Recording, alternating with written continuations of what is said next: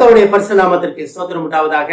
இன்றைய ஜீவ வார்த்தை நிகழ்ச்சியை கேட்டுக்கொண்டிருக்கும் அனைவரையும் கர்த்தருடைய பரிசு நாமத்தினால் வாழ்த்துகிறேன், ஆசீர்வதிக்கிறேன். இன்றைய தின தியானத்திற்கு தேவன் கொடுத்த வேத பகுதி அது 2 கொரிந்தியர் 4ஆம் அதிகாரம், அதில் 6ஆம் வசனம். 2 கொரிந்தியர் 4:6. இருளில் இருந்து வெளிச்சத்தை பிரகாசிக்க சொன்ன தேவன் இயேசு கிறிஸ்துவின் முகத்தில் உள்ள தமது மகிமையின் அறிவாகிய ஒளியை தோன்ற பண்ணும் பொருட்டாக எங்கள் இருதயங்களில் பிரகாசித்தார்.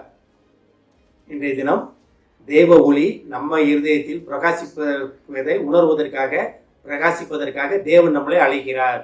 இது பவுலடிகளார் கொரிந்தியர் பட்டணத்து மக்களுக்கு எழுதினது. தாங்க எப்படி தேவன் எங்களை எப்படி அவர்களை எடுத்துக்கொண்டார் அப்படின்னு, எப்படி மீட்டெடுத்தார் அப்படின்றது இது நமக்கும் தான்.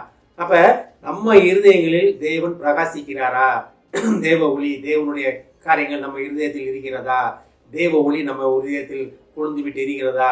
நம்ம பைபிள படிக்கிறோம், இருதயம் கொழுந்து விட்டு எரியவில்லையா? இயேசு பேசும்போது அந்த எம்மாவூர் சீடர் 2 பேர் சொல்றாங்க, இருதயம் கொழுந்து விட்டு எரியவில்லையா அப்படின்னு. அதுதான் பிரகாசிப்பது. அப்ப தேவ வசனங்களை கேட்கும் பொழுது, தேவனுடன் உரையாடும் பொழுது, தேவனை உணரும் பொழுது நம்ம இருதயம் கொழுந்து விட்டு எரிய வேண்டும். அது நம்ம அழைப்பே அதுதான். ஏன்னா இருதயத்தில் வாசம் பண்ணுகிற தேவன், நம்ம ஆத்மாவில் வாசம் பண்ணுகிற தேவன். இந்த வசனம் எப்படி ஆரம்பிக்குது பாருங்க. இருளில் இருந்து வெளிச்சத்தை பிரகாசிக்க சொன்ன தேவன். ஆரம்பத்தை ஆதியாகமம் முதல் வார்த்தை அதுதான், வெளிச்சம் உண்டாக கிடவுது. அப்ப வெளிச்சம் உண்டாக கூடாதுன்னா உலகத்துக்கு மட்டுமா? நமக்கும் தான். அது முதல் வார்த்தை தேவன் நம்மகிட்ட சொல்ற ஒரு வார்த்தை என்னன்னா, வெளிச்சம் உண்டாக கிடவுது. நம்மளை நோக்கி சொல்கிற ஒரு வார்த்தை அதுதான். அது எத்தனை தலைமுறை ஆனாலும் சரி பரவாயில்ல, இந்த வார்த்தை மாறவே மாறாது. தேவ வெளிச்சம், தேவ வெளிச்சம் பிரகாசிக்க கிடவுது நம்ம இருதயங்களில். இருளில் இருந்து வெளிச்சத்தை பிரகாசிக்க சொன்ன தேவன். நம்ம உலக இருளில், தேவனை அறியாத இருளில் வாழ்ந்து கொண்டிருக்கிறோமா? தேவ ஒளி புரிந்து கொள்ளாமல் இருக்கிறோமா? உலகத்தின் காரியங்கள்ல ஈடுபட்டு கொண்டு இருக்கிறோமா? அப்ப உலகத்தின் காரியங்களே, உலகத்துக்குள்ளே இருந்தோம்னா நம்ம இருளில், உலக இருளில் இருக்கிறோம் தான் அர்த்தம். ஆனால் தான் உலகத்திலும் உலகத்தில் உள்ளவைகளும் அன்பு கூறாதிருங்கள்னு இயேசு சொன்னாரு. அது என்ன? அதெல்லாம் இருளது, உலக இருளது. ஆனா தேவ வெளிச்சம் நம்ம மேல பிரகாசிக்கப்பட வேண்டும். நம்ம தேவ ஒளி பெற்றவர்களாக இருக்கிறோம். அதை நம்ம உணர மாட்டேங்கிறோம். அதனால தான் ஏசாயத்திற்கு சில அழகா சொல்றாரு. 60 ஏசாயா 60ஆம் அதிகாரத்துல பார்க்கலாம், எழுப்பி பிரகாசி உன் ஒளி வந்தது. அப்ப ஒளி ஏற்கனவே நம்மகிட்ட உண்டு, தேவ ஒளி நம்மிடத்தில் உண்டு. அதை புரிந்து கொள்ளாதனால்தான் நம்ம இன்னும் இருளுக்குள்ள ஒளியை தேடி ஓடிக்கொண்டிருக்கிறவர்களாக காணப்படுகிறோம்.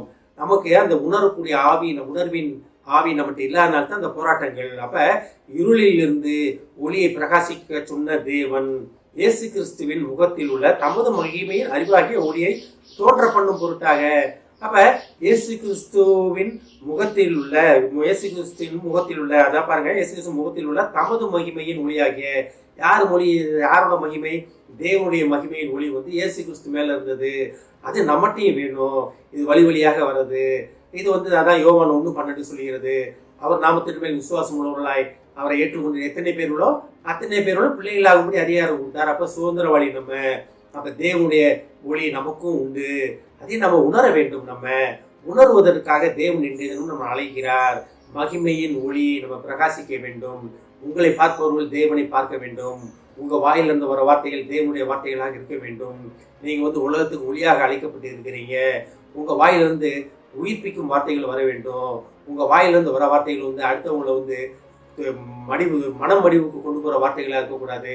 துயரத்தில் கொண்டு போகும் வார்த்தைகளாக இருக்கக்கூடாது. அவங்க உங்களை பார்க்கும்போது அவங்க சந்தோஷப்படணும். உங்க வாயிலிருந்து வர வார்த்தைகள் அவங்க கஷ்டங்கள்லேருந்து அவங்களை விடுதலை செய்ய வேண்டும். இதெல்லாம் எப்போ நடக்கும்னா, இருளில் இருந்து தேவ ஒளி நாம் பெற்றதை நம்ம உணர்ந்து கொள்ளும் பொழுது. இதை கேட்டுக்கொண்டிருக்கும் தேவ பிள்ளைகளே, நீங்க எல்லாம் தேவ ஒளியால் நிரப்பப்பட்டவங்க தான். இதுல யாருக்கும் எந்த சந்தேகமே வேண்டாம். தேவ ஒளியால் நிரப்பப்பட்டவங்க தான் நீங்க. அதை உணரும் பொறுப்பு நம்மிடத்தில் கொடுக்கப்பட்டிருக்கிறது. தேவன் சகலத்தையும் சிலுவையிலே செய்து முடித்து விட்டார். இயேசு கிறிஸ்து நமக்காக சகலத்தையும் சிலுவையிலே முடித்து விட்டார். அதை உணர வேண்டிய பொறுப்பு நம்மிடத்தில் உள்ளது.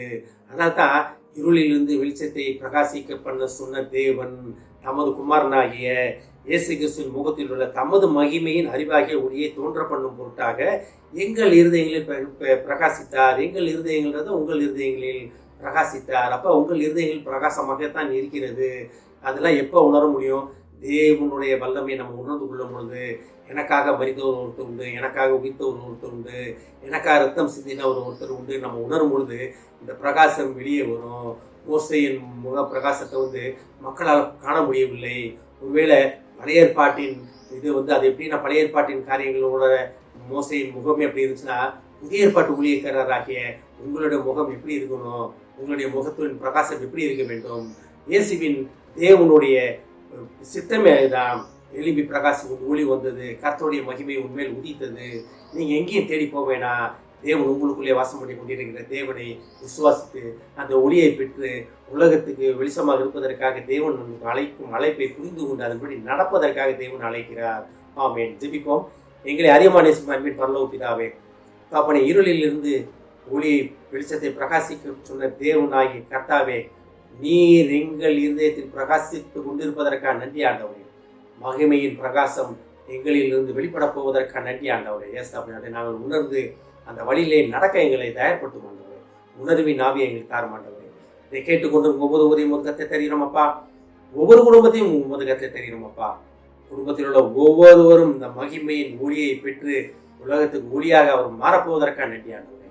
ஆசீர்வதிக்கிறோம் அப்பா. இயேசுவின் மூலமாக கேட்கிறேன் நல்ல பிதாவே. ஆமென். கர்த்தர் உங்களை ஆசீர்வதிப்பாராக.